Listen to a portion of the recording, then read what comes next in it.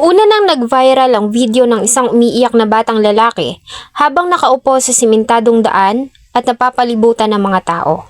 Galing ng school ang bata at hindi nito matanggap na sa kanyang pag-uwi ay wala ng buhay na madadatnan niya ang katawan ng kanyang ina.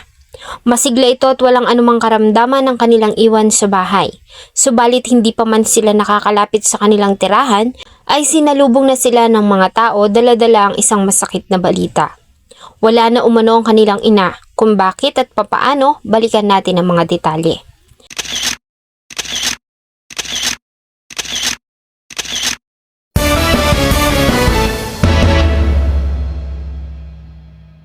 February 3, 2026 ng tanghali, nang makatanggap ng tawag ang tanggapan ng kapulisan ng Aluginsan, Cebu. Tungkol ito sa nangyaring pananaga sa Purok 3, Barangay Punay na kanilang nasasakupan. Dahil dito ay agad na kumilos ang grupo at nagtungo sa lugar kasama ang tauhan ng Aluginsan MDRRMO. Pagdating sa lugar ay dinatnan nila ang nakahandusay na babae sa damuhan at naliligo sa kanyang sariling dugo dahil sa malalaking sugat na tinamo nito sa iba't ibang bahagi ng kanyang katawan. Agad na kumilos ang tauhan ng MDRRMO para kamustahin ang biktima. Subalit dahil sa malalaking sugat na tinamo nito ay diniklara ito ng mga tauhan ng MDRRMO na dead on the spot. Siya si Mirna o mas kilala ng kanyang mga kamag-anak sa palayaw na Minak. Ang pamilya ni Mirna ay nabibilang sa mga mahihirap nating mga kababayan na naninirahan sa Leyte. Pangatlo siya sa magkakapatid at dahil nga sa hirap ng buhay ay hindi na nakapag-aral si Mirna at sa murang edad ay natuto na ring magtrabaho. Inilarawan siya ng mga kapatid na mabait, maaasahan at mapagbigay. Kalaunan ay nakilala ni Mirna ang construction worker na si Mario Yuson. Nagpakasal ang dalawa at nang bumuo ng kanilang pamilya ay sa Aluginsan, Cebu na sila nanirahan. Bagamat dayo sa lugar ay madaling nakapag-adjust si Mirna at dahil nga sa palakaibigan at mabait ito ay mabilis itong nakasundo ng mga tao sa Barangay Punay.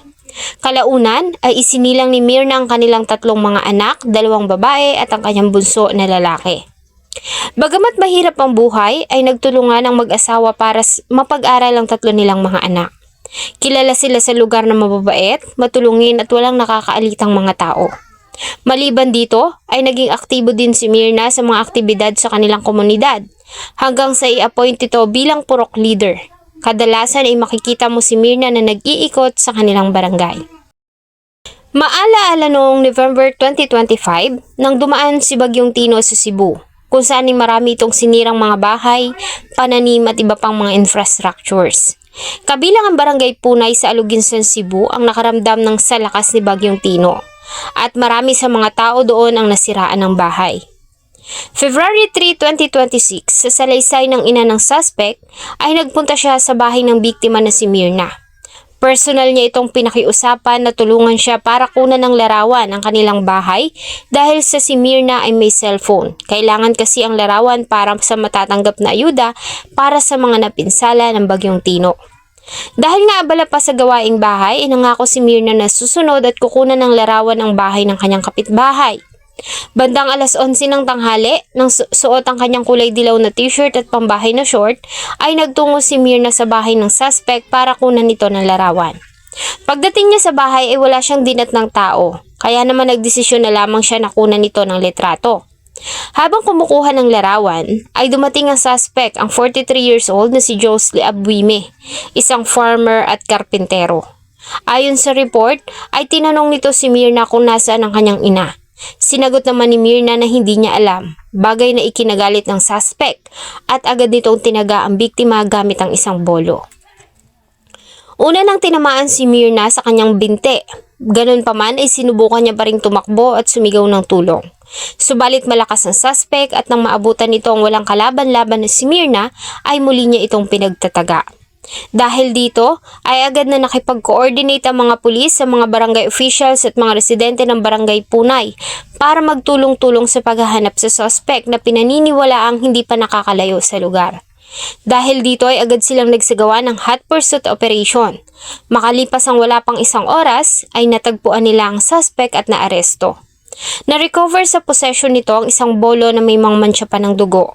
Hindi na nanlaban ng suspect at agad na sumama sa mga pulis. Ang suspect na si Josely Abuime ay dati nang napabilang sa mga sumuko sa ginawang oplan tukhang.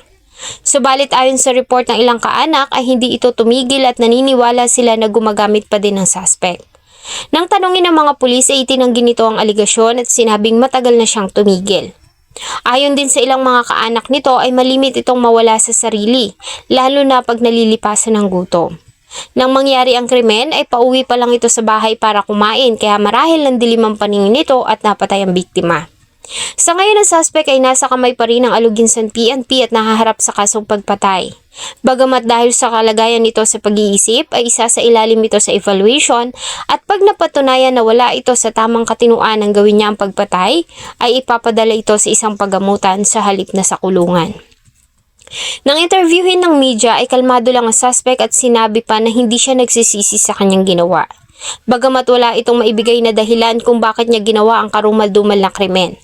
Ang katawan naman ni Mirna ay naidala na sa kanyang huling himlayan, kung saan ay sinamahan ng halos lahat ng mamamayan ng barangay Punay ang kanyang pamilya sa paghatid sa kanya. Hindi naman alam ng kanyang naulilang asawa kung paano siya magsisimula lalo na nga at mayroon silang 3 mga anak na lahat na nag-aaral.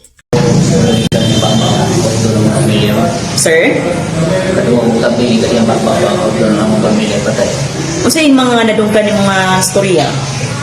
Anong tabian? Ikay gitabian nila? Unsa man nga tabi? Ano mga tabian? Pag-agi dito nimo? Bakit na ko? Kay matud pa ang kaning si Myrna, si Ma'am Myrna naglingkod ra ni dito sa iyang silingan unya nangutana kuno ka asa imong inahan. Nya gitubag ka ni Ma'am Myrna nga wala siya kahibaw. Ibalik kuno ka gitigbas na kuno nimo ang biktima. Oo, kasi nagsasabi ko kung nung bisa na ito yung tapi ko ito nung dito sa ako na itang sinan. Unya wala pa kuno ka na kontinto sir mo pang gitiwasan ang biktima mo tong nahagba siya. Imot na mo ma'am, sunda naman ako. Kuan Sir Joy, mo gamit po ba kag illegal nga drogas? Sa una. Sa una, pero katong higayon na sir, normal ra imuhang pangisip ato.